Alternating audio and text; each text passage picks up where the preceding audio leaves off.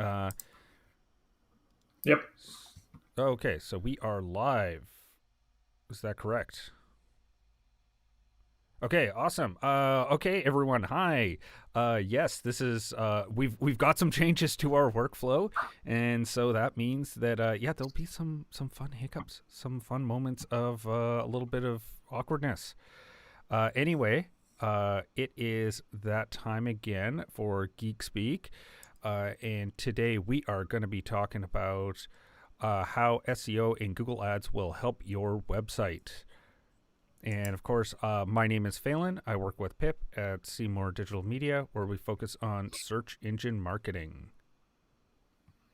And I'm Greg with the Original 72 Creative. We're a full service website graphic design and digital marketing firm in Vancouver.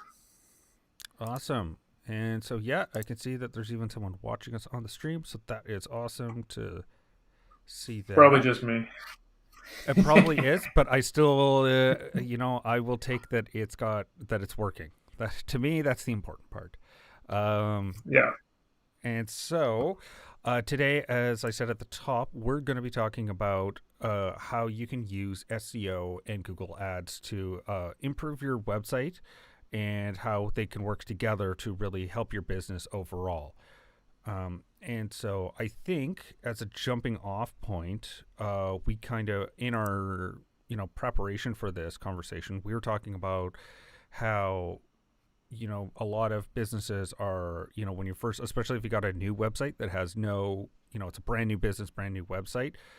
If you're looking to Hmm. get some quick wins, definitely, we always, I think both of us agreed that you're going to recommend doing ads right off the start. And it's going to give Yeah. you the quick wins that you need in order to get the traffic, get the sales. Also, figuring out your messaging. I think it's a really big thing that we both kind of agreed on is like figuring out how the business will respond with other people, and you can pay to get in front of people to test out the messaging so that it, the that the landing page works, that the page titles, meta descriptions, those would work because they kind of look similar how they look in Google Ads. And Hmm. so it's a way for you to figure out what actually is resonating with your audience. Yeah. Yeah. Yeah. It'll give you some really good analytics immediately after starting a campaign to see, what keywords work and what might not work. And then as you collect this information, and also get an influx of visitors immediately because they're paid visitors. You can use that information for to start your organic strategy, figuring out what has worked and what hasn't, and then starting to apply those into your organic search engine optimization and start to get those organic listings to rank as quickly as you can. Yeah, exactly. And yeah, and I'd say that as well. Like you said, especially with the search term report from Google Ads being opened up as much as it has, and they say it's up to 6 times more so than it had before. Um, Hmm. which it gives you a whole wealth of what people are searching, what's getting impressions, what's getting clicks, and then even what's getting conversions. And you can really start to see what messaging is working, what people are actually typing in, because there's always times where you might have an overly technical name for a service that you offer, but they, to a layman, they might not even know that technical one. They just know it as, if it's carpet cleaning, like I don't need a deep steam carpet cleaning that's antimicrobial, but like I just want carpet cleaning. So sometimes your messaging can get honed by what people actually are typing into Google and using that on your, not only on the landing page, but as well as for your SEO, your on page SEO as well, like the Yeah, page titles, meta yeah, descriptions. absolutely. So, I mean, do you have a time frame of typically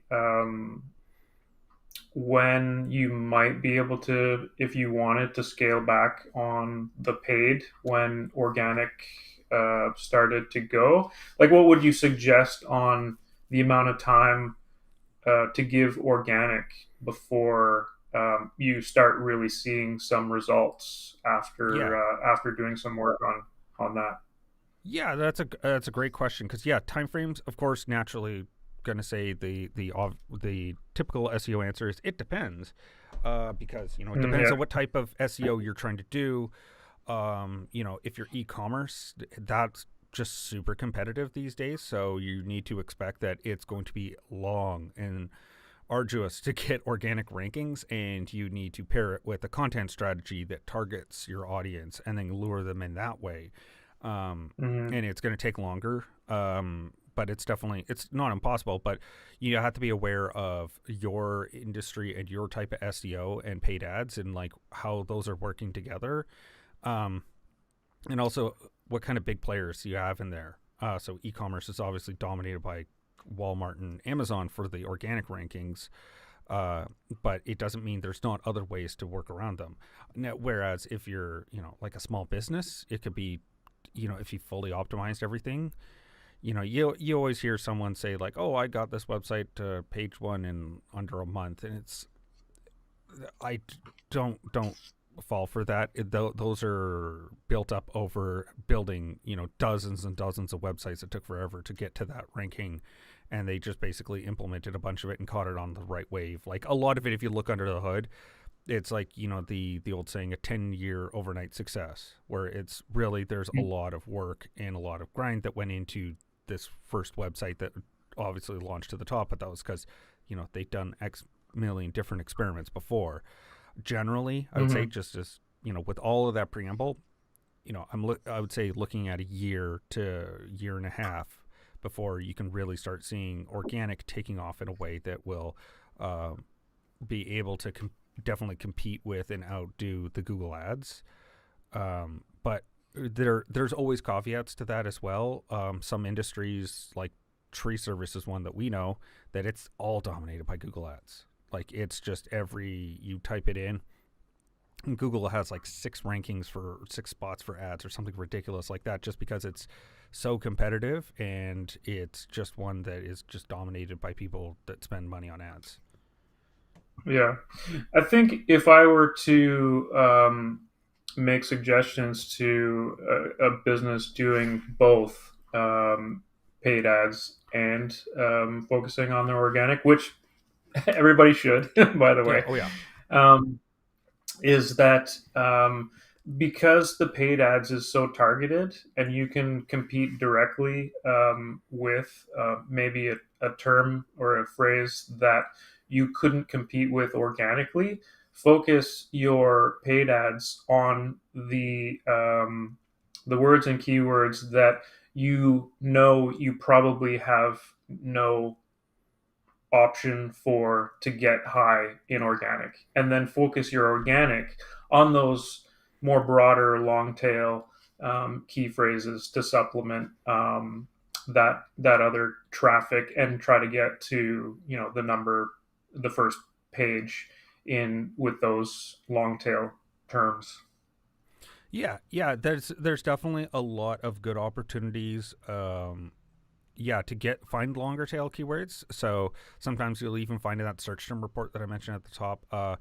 Someone asks a question and then clicks on your ad, and so those are golden opportunities to take that in to make it into like a dedicated blog post, having it answer some sort of question and then build it into a content strategy that you would have. Because directly competing with, you know, a lot of the big players for like, you know, head term or shorter terms is going to be difficult. You know, if you're selling, I don't know, organic tea, you're going to have a hard time fighting with some of the bigger players. But if you go for what is the best way to brew organic tea, and then that will get them onto your website, then you have an opportunity to, because you provided some value, that then you could get them aware of your other products, as well as it also helps your ads because getting people from that organic gives you a good opportunity for remarketing, retargeting audiences. So they're going to have a lower cost per click because they've already said, "Oh, I like your website. I've spent time on the website." And so now you have an Mm-hmm. opportunity to show them, you know, do some YouTube retargeting ads or something like that, where you say, "Hey, this is an even better way to steep tea. and it comes with this new kit that you can buy if you go to this link. So it gives you an opportunity to have someone move further down the funnel as well, using the ads as a means to get back in front of them at a lower cost per click. Mm-hmm. Mm-hmm.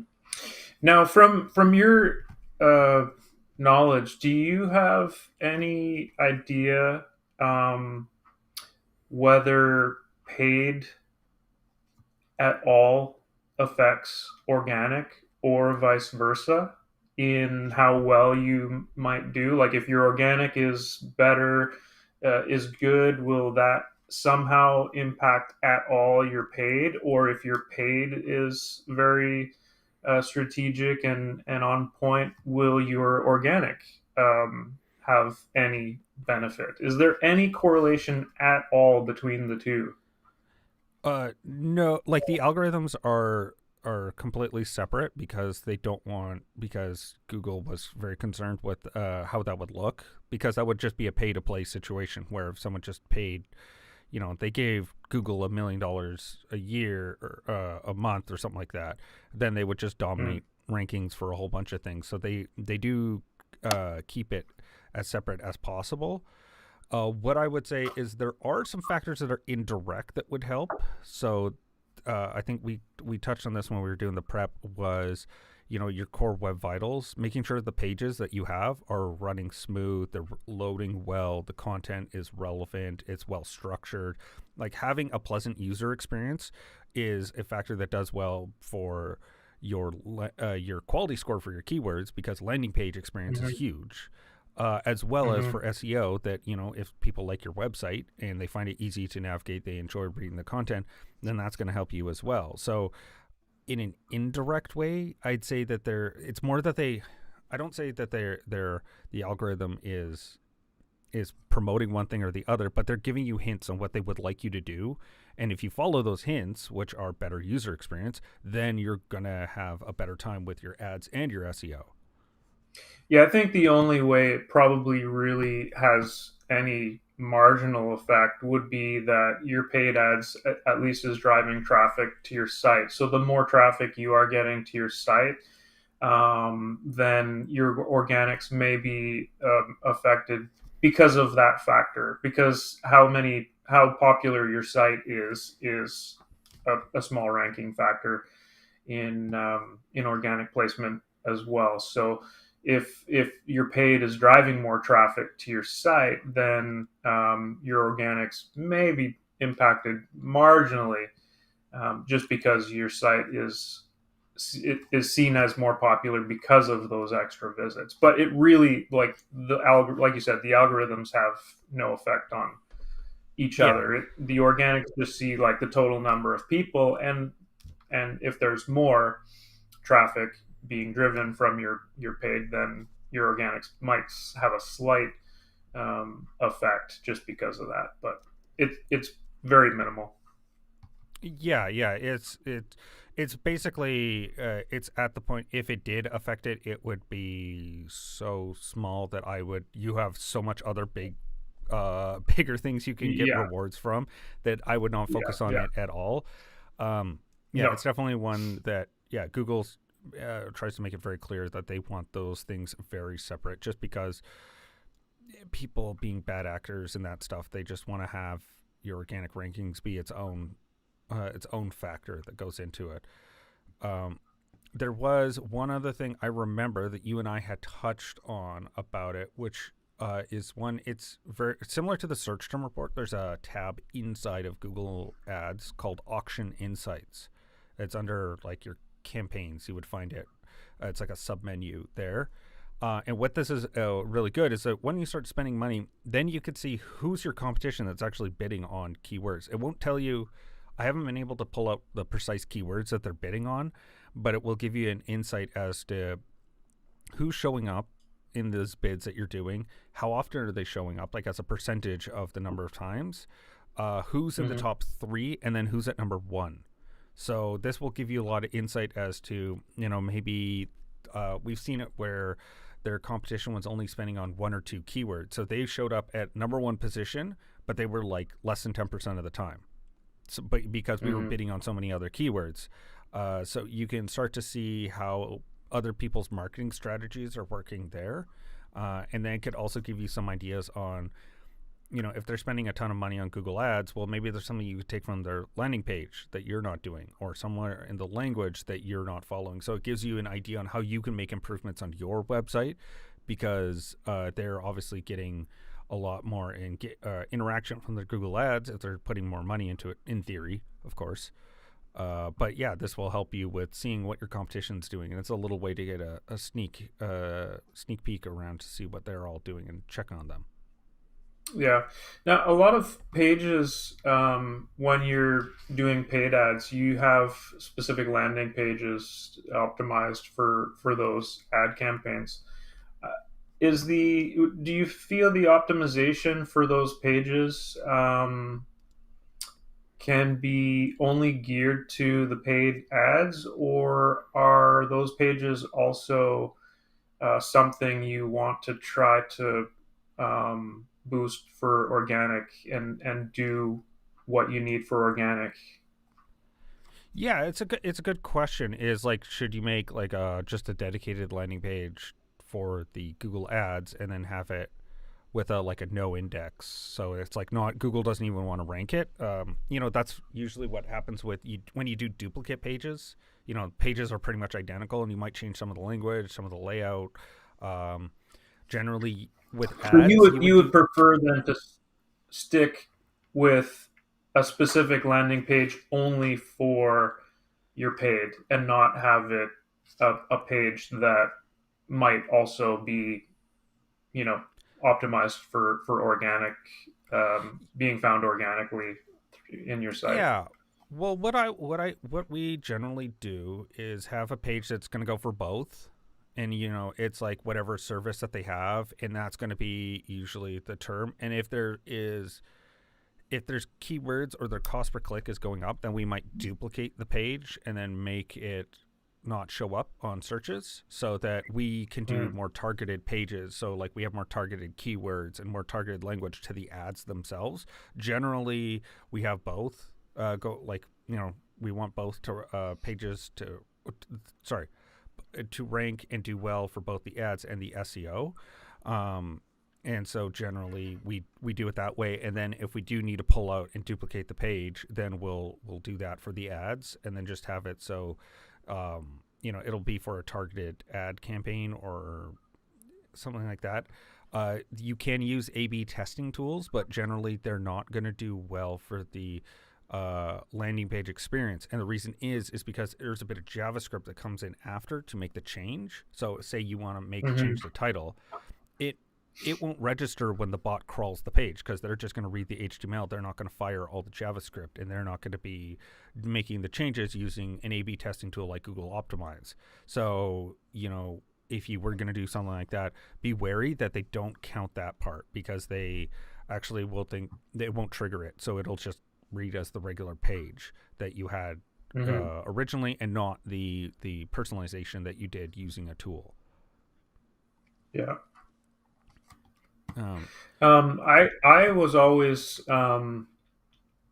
wondering if there was a reason why you should continue doing paid for a term that you might show up organically on the first page already. What's your thought on continuing to do, using a keyword for paid to get traffic when you're already on organically the first page for that same keyword? Do you have pros or cons of continuing or stopping yeah, I the mean, paid? again, there's a million factors that go into it, so it's like there's no one and done solution. Obviously, always test. One of the big ones that a lot of people do is they do bid on their own brand name, or for a keyword, and that's mostly because you don't want your competition to show up for it. And the reason why you'll always beat them is because you're going to be mentioning your own brand name, and your landing page experience is going to be a lot more tailored to your own brand name than your Yeah, competition's going to be. They're going to have a really hard time even if they bid on it, so their cost is going to be really yeah. high. Generally, bidding on competition is not the best use of resources, because it's just going to be very expensive and it's going to confuse people because they thought they were going for someone else and they got you. And I haven't heard a lot of really. It used to be very common strategy, but these days it's moved away to being more, yeah, just focusing on your own brand. If it's an individual keyword, that maybe it's the type of service. It may be that you're doing really well for the top ranking, but you may be, like I mentioned at the top, the tree service. It's so competitive that you still might want to show up there at the very top. So what I would say is it's always good to have some budget put into Google Ads if you were getting a lot of ROI from it. You're getting conversions, you're getting leads. This is then I would diminish the amount and then also look at different avenues in which you could spend that money. So maybe not a direct search campaign, but maybe display campaigns to kind of get your name out there for more people, or helping, again, like we talked about earlier, remarketing campaigns. Maybe someone visited your service page and then you hit them with testimonials of people, and you could see like, we've got 200 Google reviews that are 5 stars, stuff like that, where you could mention other parts of it that can convince someone that, you're worth in seeing. And or YouTube ads as well. Those are all part of the same ecosystem. So there's a lot of ways you can get your message out there that isn't directly going to be one of the search campaigns. So that's another way that you could start to play with different aspects. And then I would focus on, if you are getting that super actionable, and you're getting everyone in that last little step, right, the conversion step, where they're like, oh, I want your service, then you could focus on the ads to help out with the higher up the funnel, right, and filling out doing the comparisons, pushing them over the line, or even letting them know they do have a problem. If you're doing carpet cleaning, you could do like, oh, did you know that if you clean your carpets once a year, it'll improve, doctors say it'll improve your overall health. Like, I'm just spitballing, of course, but there's ways that you could start to move around the funnel and figure out ways that you can do advertising in those spaces, because your organic's taking up that last spot to really convert people, or vice versa. Maybe your content at the top is doing really well for organic, but now you're doing the paid ads for the very bottom when it's time to like kind of convert people to actually going through with hiring you, or to purchase your service.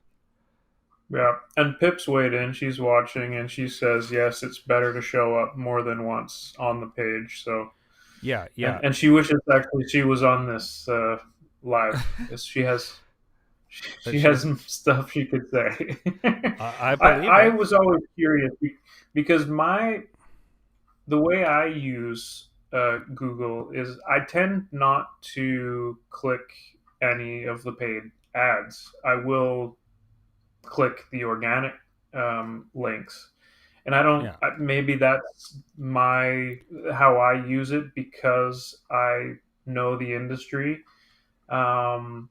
Where I put more importance on who organically is getting there rather than who's paying to be there.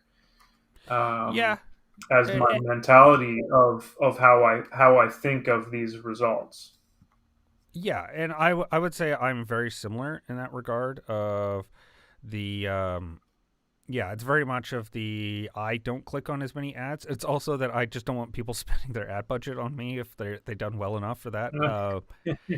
I I'm have talking when I'm actually doing proper searches, like not when I'm just like researching or something. When I'm actually looking for something, I still am like that. I will not typically click on the paid stuff. I go down to the organics and see who, because to me the organics has more weight because of how difficult it is to get up there. The pages in the top of the organics to me are um, truly, sites that are popular or have most likely what I'm looking for, whereas the paid are people who could be just as legitimate but are paying to actually be there. So I have yeah. more importance on the organic for myself.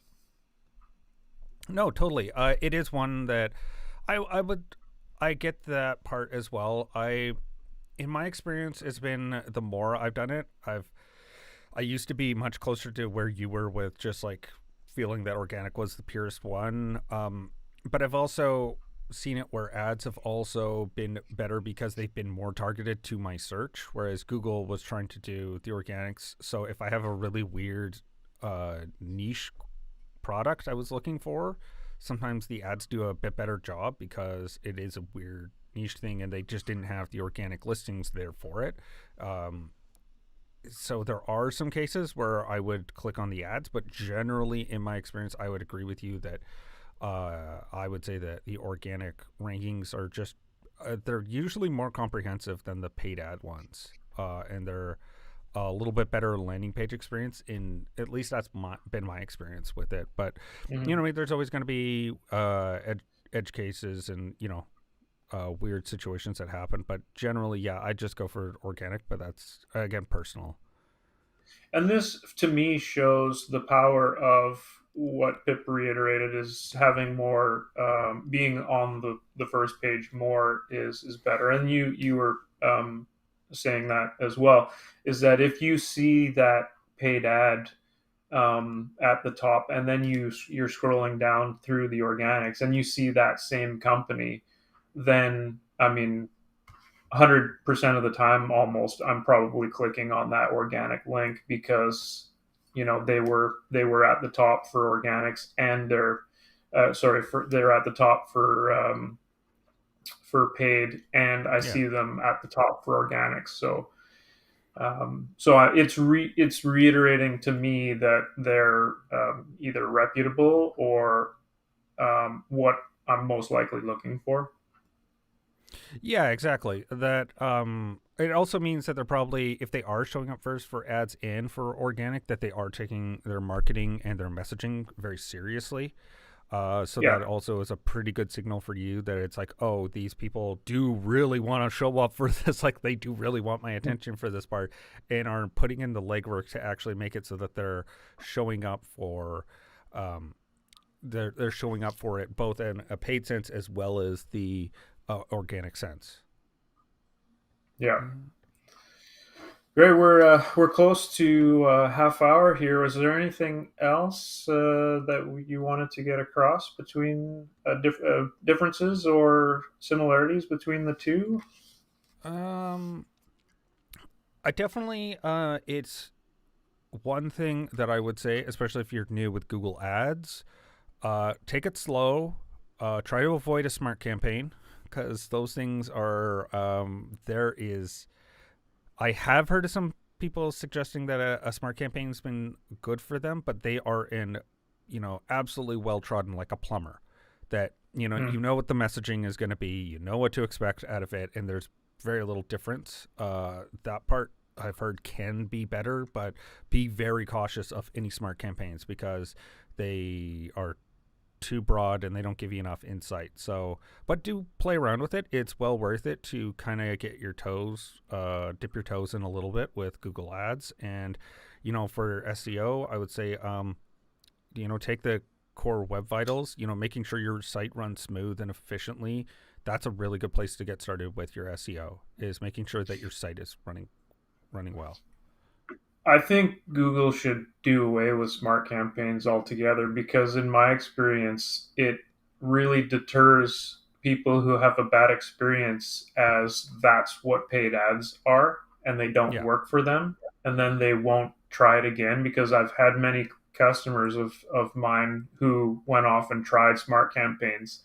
And then I would talk to them after. They're like, oh, no, I tried Google Ads, it doesn't work for me, and stuff like that. And they won't change their mind. As much as I try to tell them, you need to be more targeted, have landing pages, and there's so much Yeah. more that needs to be done than that isn't in this smart campaigns. That they should just do away with it, because I think it's doing them more harm. Yeah, it's definitely, yeah, I would agree that it's definitely one that has hurt the reputation of Google Ads, especially to new people coming to it, than helped. Uh, I think my suspicion is that they're I mean, they want it. What they're trying to do is collect enough data that they can get it working properly. I don't know if they're going to get there, but just because it's so complex and it changes so often that even an AI system isn't going to know, every little bit of how to interpret an ad and what people click on and what people like. So I agree with you that they should probably get rid of it, if anything, because it's just hurting their reputation overall, and getting people that that are professional Google Ads people, they're going to be having to do cleanup afterwards, like you said, from someone that's had a bad experience with it. And so that seems kind of pointless from their side because it's, hurting their brand rather than helping it. Yeah, Yeah. absolutely. But I All right. think Well, that is it for our time. And we need a new banner up for next week. oh But yeah, it, next week is looks like it will be a fun one. It's with you and Pip, and the title is "Why Schema Why." yes, So yeah. it's all So about schema, I guess. schema, yes, that's going to be, it's one of my favorite topics of just, it's a little bit technical, but it's in an increasingly, in a world where Google is having less time to scan websites, it's definitely a useful tool for you. So Yeah. I'd say that's all from us now, and I'm going to try and figure out how to deactivate this stream. But anyway, again, my name is Thanks for Phelan. joining, everybody. Yeah. Sorry. Okay. Yeah. Thanks for joining. Bye.